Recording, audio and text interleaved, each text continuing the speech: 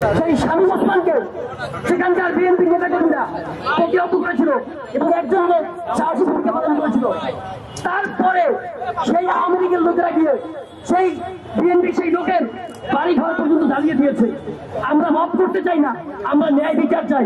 আজকে আক্তার হোসেনের উপরে যে হামলা হয়েছে, আমরা একটা ন্যায় বিচার চাই। আজকে মির্জা ফখরুল আলমগীরের মতো লোক, তাকে যখন হচ্ছে আজকে ব্যঙ্গ করা হয়, আমরা এই বিচার চাই। তাসলিম জানার মধ্যে একজন বিশ্ববরেণ্য ডাক্তারকে যখন অবমাননা করা হয়, আমরা এই বিচার চাই। আমরা অন্তর্বর্তীকালীন সরকারকে স্পষ্টভাবে বলতে চাই, আপনারা জুলাই বিপ্লবের পরে আমাদের রক্তের বিনিময়ে আপনারা সরকারে বসেছেন। আপনাদের এই রক্তের প্রতি আপনাদের অনেক দায় আছে। সেই দায় নিয়ে আপনারা আওয়ামী লীগকে দলগতভাবে অনেকে বলার চেষ্টা করেন আওয়ামী লীগ ব্যক্তিগতভাবে এই জুলাই বিপ্লবে অন্যায় করছে, ব্যক্তিরা গত 16 বছর অন্যায় করছে। আওয়ামী লীগ দল হিসেবে ভারতীয় এজেন্ডাভুক্ত, ভারতের মদতপুষ্ট, ভারতের গোলামি করা একটা রাজনৈতিক দল এবং দলগতভাবে তারা এই জুলাই বিপ্লবে, তারা জুলাইতে যে ম্যাসাকার করেছে, যে জেনোসাইড করেছে, এই জন্য শুধু আওয়ামী লীগকে নিষিদ্ধ করলে হবে না, আওয়ামী লীগের নেতৃত্ব কর্মীদেরকে দলগতভাবে লিস্ট করে আওয়ামী লীগের প্রত্যেকের নেতাকে বিচার করতে হবে।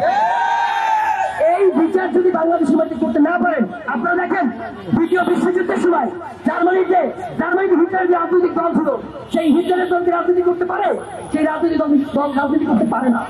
আজকে এরকমের অনেক নজির আছে, পৃথিবীতে আরো অনেকগুলো দল আছে যারা স্বাধীনতা সংগ্রামে নেতৃত্ব দেওয়ার পরেও পরবর্তী সময়ে তারা ভুল ট্র্যাকে যাওয়ার পরে সেই দলকে নিষিদ্ধ করা হয়েছে। সেই জায়গায় দাঁড়িয়ে এই বাংলাদেশে, আগামী বাংলাদেশে আমরা আওয়ামী লীগের কোন প্রকার রাজনীতি আমরা দেখতে চাই না।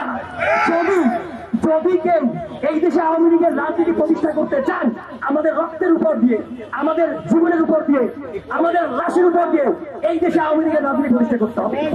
আজকে আমরা দেখেছি যে এই দলটা গত 16 বছর সবথেকে বেশি আওয়ামী লীগের নির্যাতনের শিকার হয়েছে, নিপীড়নের শিকার হয়েছে। সেই দলের একজন দায়িত্বশীল ব্যক্তি ভারতে গিয়ে ভারতের একটা মিডিয়া সাক্ষাৎকার দিয়েছে। তারা বলেছে এই বাংলাদেশের রাজনীতিতে ভারতের প্রভাব থাকবে। যেই ভারতের দাবেদারি, যেই ভারতের দাসত্বগিরি থেকে মুক্তি লাভের জন্য আমরা জুলাই বিপ্লব করেছি। 2000 মানুষ জীবন দিয়েছে। কিভাবে একটা রাজনৈতিক দল বিএনপির মহাসচিব তার জায়গায় বসে তুমি কিভাবে বলেন বাংলাদেশের রাজনীতিতে ভারতের প্রভাব থাকবে? আমরা আপনাকে, আপনার দলকে এবং আপনাকে তীব্র নিন্দা এবং প্রতিবাদ জানাচ্ছি এবং অনতি বিলম্বে আপনি আপনার এই বক্তব্য প্রত্যাহার করবেন। এবং তিনি বলছেন এই বাংলাদেশে জাতীয় পার্টি, আওয়ামী লীগ সহ সবাই নাকি আগামী নির্বাচনে যদি আসে তুমি ওয়েলকাম করবেন। আমি এটা জানাই, যদি কেউ আওয়ামী লীগকে ওয়েলকাম করার চেষ্টা করেন এবং কেউ যদি তার আচরণের মধ্য দিয়ে, তার কালচারের মধ্য দিয়ে, তার রাজনৈতিক কর্মশালার মধ্য দিয়ে কেউ যদি আবারও আওয়ামী জাতিবাদী মন মানসিকতা পোষণ করে থাকেন, তাহলে আপনাদের পরিণতি আওয়ামী লীগের মতো হবে, বরঞ্চ আওয়ামী লীগের থেকে আরো ভয়ঙ্কর হবে।